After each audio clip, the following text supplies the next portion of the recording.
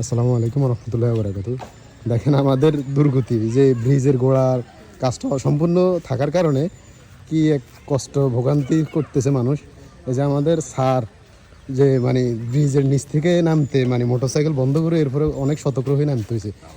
এমন এক পরিস্থিতি তৈরি হয়েছে আসলে যেটা বলার বাইরে, খুব খারাপ একটা অবস্থা। যে যিনি আমাদের এই ব্রিজের কন্ট্রাক্ট নিয়েছেন কিন্তু এই কাজটা এখনও সম্পূর্ণ করেন নাই।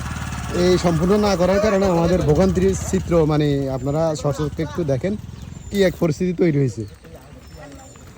এটা মনে হয় যেন মানে এই জমিন চাষ করলে যে অবস্থা হয় এই ধান লাগানোর জন্য এরকম পরিস্থিতি হয়ে গেছে। এই যে কি এক অবস্থা, আসলে মানে আরেকটু মানে বৃষ্টি হলে এটা ধান চাষের উপযোগী হয়ে যাবে এমন এক পরিস্থিতি। এই যে দেখেন সামনের দিকে দেখাই দিয়েছি। আমরা প্রশাসনের দৃষ্টি আকর্ষণ করতেছি যেহেতু অতি দ্রুত যিনি আমাদের এই ব্রিজের কন্ট্রাক্ট নিয়েছেন, আমাদের এই কন্ট্রাক্টের মধ্যে যে কাজটা এখনও অসম্পূর্ণ রয়ে গেছে, মানুষের এত কষ্ট এবং ভোগান্তি এটা আসলে বলে বোঝানোর মতো নয়।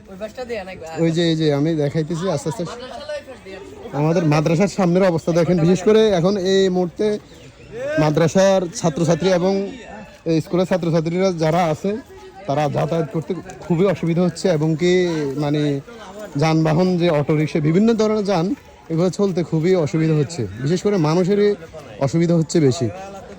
এই যে দেখেন ব্রিজের দুই মাথার অবস্থা, কি এক পরিবেশ তৈরি হয়েছে। খুব খারাপ অবস্থা হয়ে গেছে আমাদের এই ব্রিজের গোড়ার অবস্থা। এই যে মাদ্রাসাতে মানে ছাত্রছাত্রীরা যাতায়াত করতে কত ভোগান্তিতে পড়ে, এবং নুরানি মাদ্রাসা এবং হাই স্কুল প্রাইমারি স্কুলে ছাত্রছাত্রীরা আসতে যাইতে খুবই একটা ভোগান্তির মধ্যে পড়ে।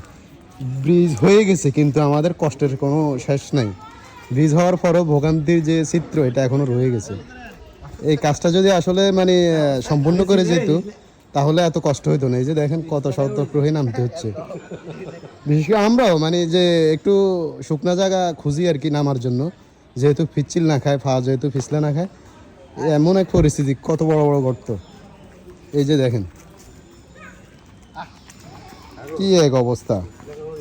আসলে মানে অনেকে যে রিক্সা বা মোটর সাইকেল যারাই আছে তারা এই যে অনেক দূরে দাঁড়ায় থাকে, সামনে একটু মানে অগ্রসর হওয়ার জন্য তারা চিন্তা ভাবনা করলেও পারে না।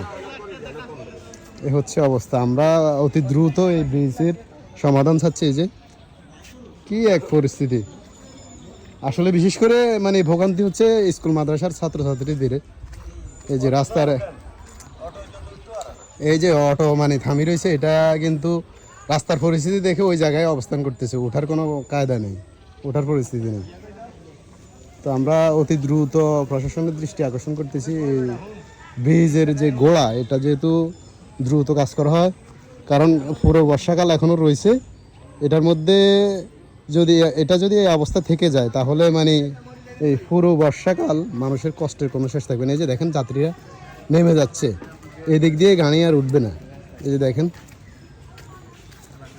এই যে মানুষ যাত্রী নামাই দিচ্ছে, এইদিকে আসা আর সম্ভব হবে না, এই কারণে নামাই দিচ্ছে আর কি।